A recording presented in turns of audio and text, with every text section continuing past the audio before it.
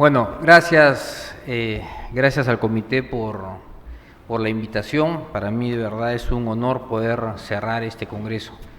Y me hablaron un tema bastante difícil, que es enfocar el futuro en enfermedades infecciosas.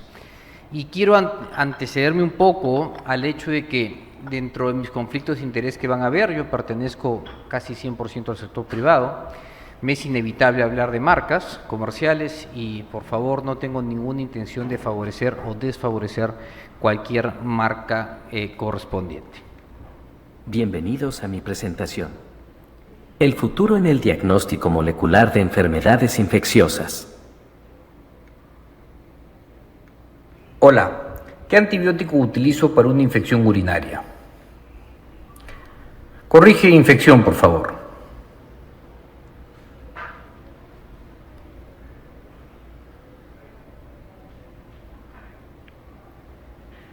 Y para una bacteriemia,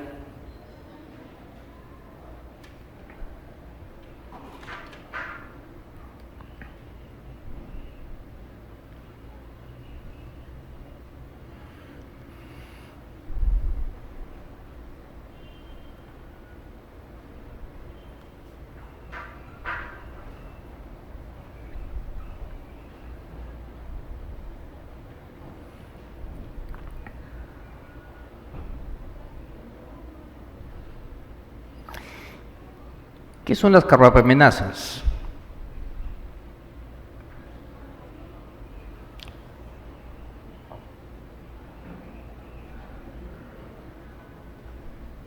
muchas gracias y te mando un saludo desde Trujillo.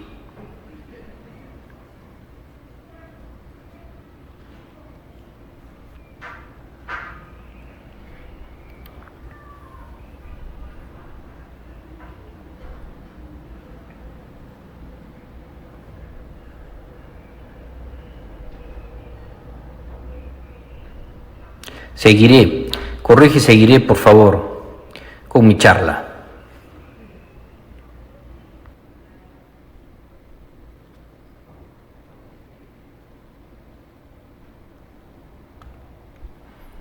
El 100% ha sido inteligencia artificial. No tenemos por qué tenerle miedo a la tecnología, tenemos que prepararnos para convivir con ella. Este es mi conflicto de interés que lo comentaba hace un momento, y en realidad cuando nosotros nos enfrentamos a un proceso infeccioso, tenemos que valorar todo aquello que tenemos como herramienta diagnóstica laboratorial, todas las aplicaciones basadas en inteligencia artificial y machine learning y todas las imágenes que podamos tener para llegar a un diagnóstico, pero todo esto nos va a obligar a seguir siempre la presunción clínica, de lo contrario jamás vamos a hacer diagnósticos certeros. Los escenarios en los cuales utilizamos el diagnóstico molecular en el ámbito clínico son múltiples, ¿ok? Y tenemos que entender que hemos pasado muy rápido de una microbiología del ayer a una microbiología de hoy que nos permite tener un sinfín de herramientas diagnósticas que nos obliga a cada vez más tener más y más datos. Empezaremos definiendo cuál es la problemática mundial relacionado con las infecciones más frecuentes o que tienen alta morbimortalidad. Y la problemática no es más que la resistencia antimicrobiana. Esa resistencia que hoy por hoy, a su mano derecha, van a ver que mata, no solo asociado, sino que es consecuencia de la resistencia antimicrobiana que genera muertes. Y los gérmenes más comunes, como ven ahí, son aquellos con los cuales nosotros convivimos en laboratorio clínico. Nuevamente, resistencia asociada y resistencia atribuible. Son muertes asociadas y atribuibles. Ya hemos hablado de tuberculosis y fíjense en lo lejos que estamos. Y en nuestro país, a pesar de que la OMS nos dice que tenemos que tener la herramienta de diagnóstico molecular como aquella primera línea, tenemos 40% de pacientes sin diagnóstico etiológico o molecular de la enfermedad. No solo eso, estas son bacteriemias en las cuales tenemos resistencia a meropenemia y imipenem en más del 30-35% de pacientes, con una frecuencia de carbapamenasas que pueden llegar a 10 a 15%. Y esto no es nuevo, ya tenemos, si ustedes ven en la parte de abajo, tenemos cómo evoluciona los años 2020, 21 y 22. En el 22 ya tenemos resistencia de la Pseudomonas aeruginosa en bacteriemias a ceftazidima bivactán y a ceftolozane tazobactán, que son antibióticos que recién han ingresado a nuestro medio. Entonces, si ya hoy en día tenemos gran cantidad de carbapamenazas distribuidas en diferentes órganos de la economía y que los antibióticos están saliendo dirigida a estas carbapamenazas, que nos obliga a nosotros llegar a profundizar más y más los conceptos. Pero ¿cuál es el problema? Que usualmente lo hacemos en forma lenta. Las Naciones Unidas menciona la alerta que manda la OMS con respecto a que nadie quiere crear antibióticos. ¿Por qué? Porque crean antibióticos, invierten antibióticos y aparecen los infectólogos que dicen no usen el antibiótico. Y en los últimos 5 años solo se han desarrollado 12 moléculas dentro del área de la medicina, es la que menos moléculas ha generado en toda el área. Entonces, este es un gran ejemplo de cómo en Pseudomonas aeruginosa tenemos la caracterización de las carbapamenazas y son los antibióticos que aparecen que son susceptibles o no de uso en estas cepas productoras de carbapamenazas. Estos son los últimos antibióticos que tenemos a disposición y ya salen con la etiqueta que son Pseudomonas multidrogo resistente KPC positivo, KPC negativo. Ese es el grado de información que hoy por hoy necesitamos. Y ya desde hace muchos años, Surviving Sepsis, ¿qué nos decía? Señores, tienen 1 hora para iniciar tratamiento a sus pacientes. ¿Y eso qué hace? Que el laboratorio tenga que actuar rápidamente con el objetivo de capturar la bacteria y rápidamente poder dar la indicación terapéutica. Entonces nos enfrentamos a 2 problemas. La necesidad de detección precoz del germen, lamentablemente en microbiología convencional no ayuda mucho para eso, y la resistencia antimicrobiana creciente que nos impide empezar un tratamiento empírico que no genere muerte en nuestros pacientes por la resistencia antimicrobiana. Ahora, veamos qué soluciones tenemos en Perú y tendremos en el futuro. Entonces, ¿cómo es que estas herramientas las venimos utilizando hoy día en el Perú y qué se nos viene a futuro? Para la identificación rápida de bacteriemias, actualmente venimos utilizando diferentes plataformas que gracias a Dios ya han hablado muchas de ellas y otras por usar en el futuro. Y ahorita les voy a explicar por qué. Pero entendamos en dónde ubicamos estas tecnologías. No es cuestión de tener el equipo y ya, ok, haz algo. Tenemos que ubicarlos y tenemos que organizarnos. Y esto es lo que pasa usualmente y todos nosotros lo hemos vivido. Desde que sospechamos una bacteriemia y nos solicitan un frasco hemocultivo, hasta que reportamos un diagnóstico, suceden entre 42 y 67 horas en laboratorios 24/7 trabajando. ¿Ok? No todos trabajamos 24/7. En 67 horas mi paciente tiene 2 opciones. O está vivo o está muerto.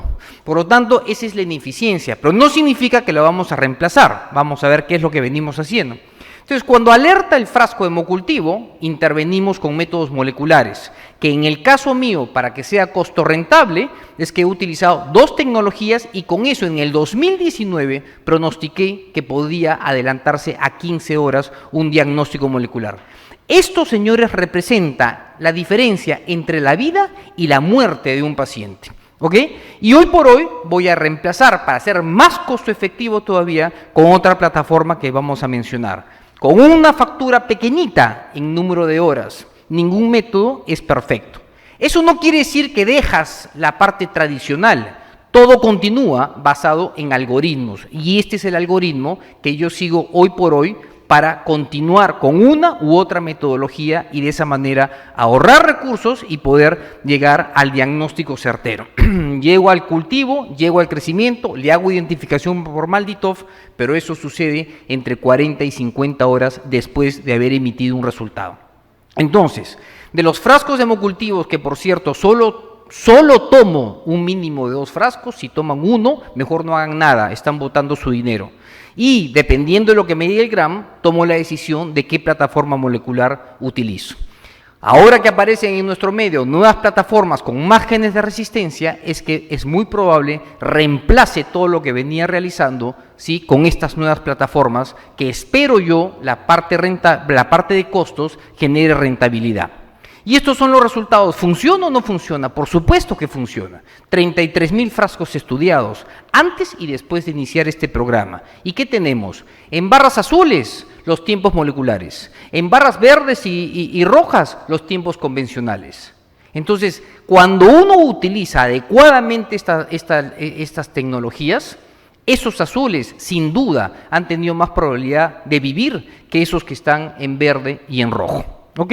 Y por otro lado, fíjense de esta torta que está señalando la flecha, que son cultivos negativos con métodos convencionales en cuantos detecté un germen por método molecular. Eso se llama aporte al diagnóstico. Pero además de los cultivos positivos, cuántos no se hizo la tecnología molecular porque eran contaminantes. Eso se llama eficiencia. ¿Ok? Entonces ese es todo un arte. Ya lo hemos visto, estas tecnologías se basan en colocar la muestra en uno de los extremos y lo que sucede es que va a haber una extracción de ADN, esta extracción de ADN se van a pegar a unas perlas magnéticas, estas perlas magnéticas van a pasar con el ADN adherido a otro compartimiento, en este otro compartimiento va a haber una retrotranscripción de los RNA mensajeros para virus respiratorios, RNA, o una amplificación de ADN. Esa es la retrotranscripción, todo se convierte en cDNA, recuerden que no hay PCR de RNA, solo hay de ADN, y de ahí pasan al último compartimiento que es un array, por eso se llama film array, en la cual se va a ver otro PCR ya con primers específicos de los blancos que yo quiero utilizar y a través de esas moléculas de fluorescencia de Cyber Green, cuando detecta un amplicón, se encienden y de esa manera puedo detectar el germen. Y eso se hace en 1 hora, ¿ok? ¿Y qué gérmenes vamos a detectar? Todos los que están en la lista. ¿Qué genes vamos a registrar? Todos los que ven a su mano derecha. ¿Y eso qué cosa es? Información útil que ayuda a salvar la vida de los pacientes. No es la única tecnología, tienen todas estas tecnologías actualmente aprobadas por FDA para poder llegar a estos objetivos. Y este es un cuadro comparativo de aquellas tecnologías aprobadas por FDA que se utilizan en hemocultivos con diferentes diseños. Para mí, el diseño adecuado es aquel que tiene más bacterias patógenas y más genes de resistencia que me permitan tener más y más información. ¿De qué va a depender? Disponibilidad, recursos, tecnología, personal y muchas otras cosas más que podemos encontrar en el laboratorio. Ya hemos hablado de los paneles que se van a empezar a utilizar en infecciones respiratorias. Cada una de estas tiene sus indicaciones, sus usos y sus no usos para evitar el abuso. Y este año ha sido aprobado por FDA el panel para infecciones articulares. ¿Ok? Pero claro, ¿quién no ha escuchado el film array meningio? ¿Y qué? ¿Es la solución? ¿Es el Ultra Plus? No, no lo es. Toda prueba de laboratorio tiene sus cosas buenas y sus cosas malas. ¿Sabían ustedes que genera falsos positivos en Streptococcus pneumoniae y Agalactiae y que genera falsos negativos en enterovirus y herpes 1 y herpes 2? Entonces, la orientación clínica es fundamental. Si uno piensa, porque tiene una convulsión y en la resonancia dice o de repente no me alcanzó el tiempo para la resonancia, pero si viene convulsionando o viene con ideas delusivas, eso es temporal. Y si es temporal, no le piden un film array, le tienen que pedir un herpes 1 por PCR. ¿Por qué? Porque estos aparatos tienen falsos negativos, ¿ok? Y no lo digo yo, al comienzo lo decía por la práctica, hasta que por fin apareció un metaanálisis en el cual me dio la razón. ¿Y qué nos dijo? Efectivamente, estos dos bichos son los que pueden producir falsos positivos y estos dos virus los falsos negativos, lo cual me genera un valor predictivo positivo del 85% y un valor predictivo negativo del 99%. Una vez más, nada es perfecto. Lo único que tengo que hacer es conocer mi tecnología, conocer las cosas buenas y conocer las cosas malas. Han visto que además utilizo otra plataforma para los estafilococos aureus. De esa manera me ahorro el 75% del presupuesto solo por 1 gramo, utilizando 1 gramo. Y esto no es más que agarrar el frasco, colocarlo en el cartucho, y lo que va a pasar en el cartucho es una sonicación del ADN. Esto va a pasar a un compartimiento, en el compartimiento van a ver la amplificación molecular de los genes, todo en el mismo cartucho, y de ahí van a pasar a la región posterior para ser detectado por los fotodetectores de PCR en tiempo real, y de esa manera decirme qué germen y qué gen tiene. Y esto lo utilizo para MECA, para el gen MECA del Staphylococcus aureus. En 4 horas hemos hecho diagnóstico de bacteriemia 100% confirmada por un estafilococo aureus meticilino resistente versus cuántas horas de la microbiología convencional. ¿Ok? Entonces, todo esto nos permite y nos ayuda, ¿correcto? Porque además lo podemos utilizar en un sinfín de otras enfermedades infecciosas. Interesante porque ya actualmente esta compañía está creando un cartucho con el fin de ver una firma de RNA mensajero, de expresión de RNA mensajero. Son 5 marcadores que están utilizando. 3 de ellos se sobreregulan para infecciones bacterianas y 2 en infecciones virales. Le saco una muestra al paciente y sé si es bacteria o es virus. ¿A través de qué? A través de una firma de RNA mensajero. Y eso es lo que se nos viene. Pero también se nos viene al Perú otras tecnologías, como por ejemplo la tecnología de NeoFlow, que a través de metodologías automatizadas, la ventaja es que lo podemos utilizar en reemplazo del film array y tiene mucho más genes de resistencia. Este es un cuadro comparativo de los patógenos que detecta y los genes de resistencia que detecta, ¿sí? Con el fin de ver qué tengo yo en mi laboratorio o qué tengo en mi realidad para ver qué tecnología utilizo. ¿Ok? Y además tenemos ya, más que cartuchos, son unos arrays que nos permite detectar todos estos genes de resistencia, que aumenta la información rápida y veraz para tomar decisiones clínicas cuando estamos frente al paciente. ¿Ok? Acá también tienen un cuadro comparativo entre las diferentes plataformas para su uso, y ya hemos hablado del XDR, pero esto que apareció recién el año pasado y que este año lo estamos utilizando, que se basa en la detección de diferentes genes de resistencia de la micobacteria tuberculosa, ya nos llegó el MALDI-TOF, que lo tenemos para identificación, y no solo eso, sino que nos permitió ahora entrar a la era del secuenciamiento. Antes de ello, acá tienen una tabla, ni se preocupen en ver todos los nombrecitos, que he tipificado los gérmenes asociados a los diferentes órganos o sistemas. Fíjense la cantidad de gérmenes que pueden asociarse. En verde, los frecuentemente asociados. En amarillo, los infrecuentemente asociados. Y los rojos en situaciones especiales. Bueno, ustedes sabían que hoy por hoy pueden hacer un pedido por internet de unas placas que tengan como target moleculares cualquiera de estos gérmenes que ustedes decidan, a partir de 20 placas, nada más. Esa es una tecnología que además ustedes pueden unir los genes de resistencia. Hay más de 120 genes de resistencia que ustedes lo van a ver en la lista de la primera columna, y en las filas van a ver, en las columnas van a ver ustedes los diferentes patógenos. Cuando es 1 es que el gen presente genera resistencia al antibiótico correspondiente, y cuando es 2 es que está el gen pero no genera resistencia. ¿Ok? Entonces, tenemos tanta data que uno customiza según la realidad que tiene, y a través de estos equipos que hoy día tiene Thermo Fisher, nos permite hacer detección de 40, 50, 80 o 380 blancos moleculares. ¿En cuánto tiempo? En 4 horas. Entonces ya nos permite jugar, ya nos permite adaptar lo que la industria tiene a cada realidad en la cual nosotros estamos viviendo. Otra tecnología que se nos viene con mucha fuerza en enfermedades infecciosas es la PCR digital. ¿Cuál es la diferencia de la PCR digital con la PCR convencional? Que en la PCR convencional ustedes es un tubito. En la PCR digital van a ver unas placas con microfluidos que en vez cada manchita que ven abajo es una PCR en tiempo real. Cosa que permite detectar concentraciones ínfimas de ADN presente en la muestra. Y todas del área de desarrollo está incluida las enfermedades infecciosas. ¿Ok? Pero miren lo interesante y fíjense lo que nos va a pasar en el futuro. Esta es la era del secuenciamiento manual, en la cual el flujo de información era más o menos parecido a esto. De ahí viene el secuenciamiento automatizado, donde el flujo de información pasa a ser esto. Hoy este es el flujo de información que tenemos. Y no solo es este flujo de información, sino que además tenemos todos los equipos para los gustos y colores. Y lo más sorprendente, que cada uno de ellos puede tener diferentes características de performance hasta que llega incluso esta. Fíjense en esta tecnología que saca Nanopore. Miren, primero se puede utilizar, es de este tamaño, entra en la palma de la mano. Se puede agrupar en diferentes secuenciadores. Cada uno de ellos es un secuenciador. Se puede utilizar, si quieren, hasta en la luna, sin ningún problema. ¿Y cuál es el argumento y el fundamento? Nanopores. Nanopores que en realidad lo que van a hacer es van a permitir la migración de un fluido que va a estar cargado con electrolitos.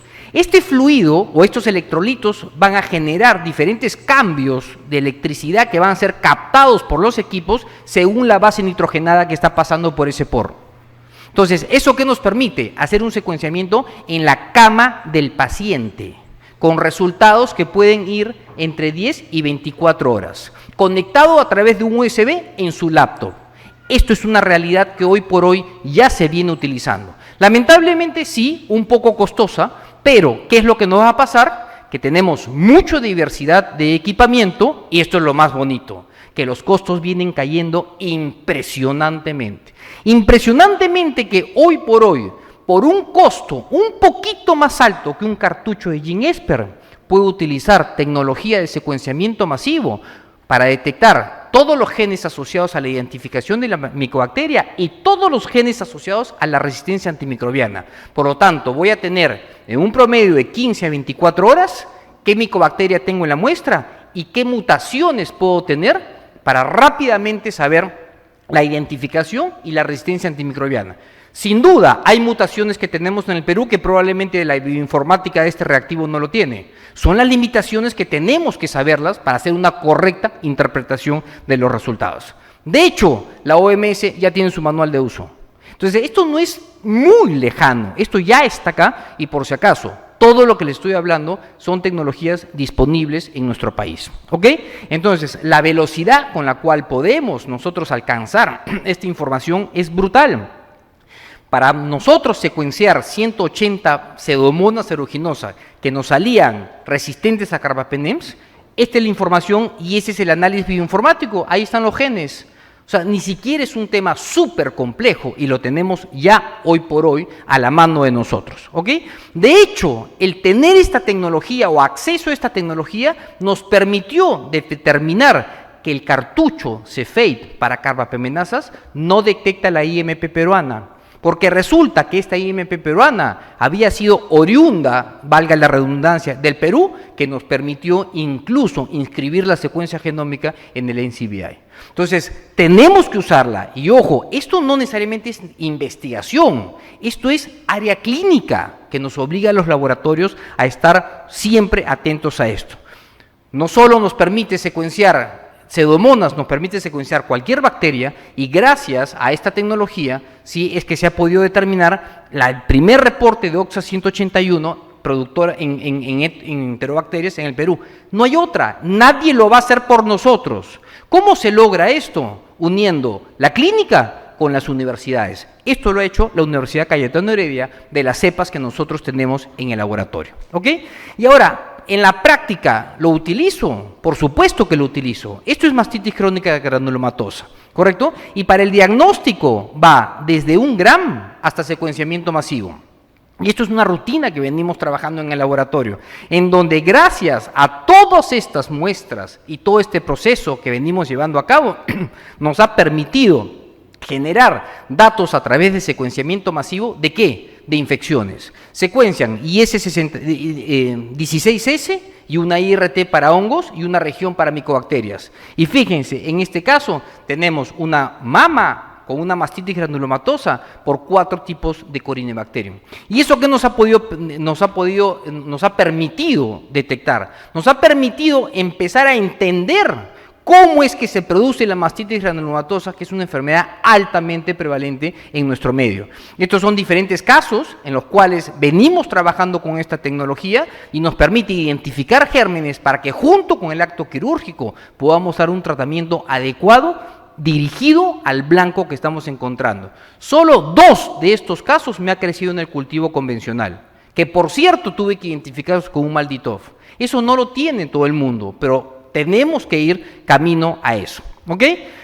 Y fíjense, solo un 20% no tienen etiología. Lo que nos falta saber es si la mama normal tiene gérmenes de la especie Corynebacterium. A ver, hagan ese estudio, es un casi imposible, ¿ok? Pero bueno, por lo menos ya estamos en eso. Y esto es clave para todos. El mejor método de laboratorio es aquel que se complementa con otro. Ninguno es mejor que el otro. Un GRAM me puede dar más información que el secuenciamiento masivo que puede hacer en enfermedades infecciosas. ¿Ok? Y ya para ir terminando, esto es algo que el año pasado apareció y se llama el D0. Ganó en el ACC. Y esto es un cartucho en el cual, este es un cartuchito que vale tan solo unos $2,000, en los cuales la muestra de sangre del paciente se coloca en el cartucho directamente en la cama del paciente y a través de todo este procedimiento me va a permitir, usando algoritmos de inteligencia artificial, decirme qué bacteria está, de ADN purificado de las bacterias y resistente a qué antibiótico es por los genes de resistencia, y además me va a decir dale cotrimoxazol. ¿Ok?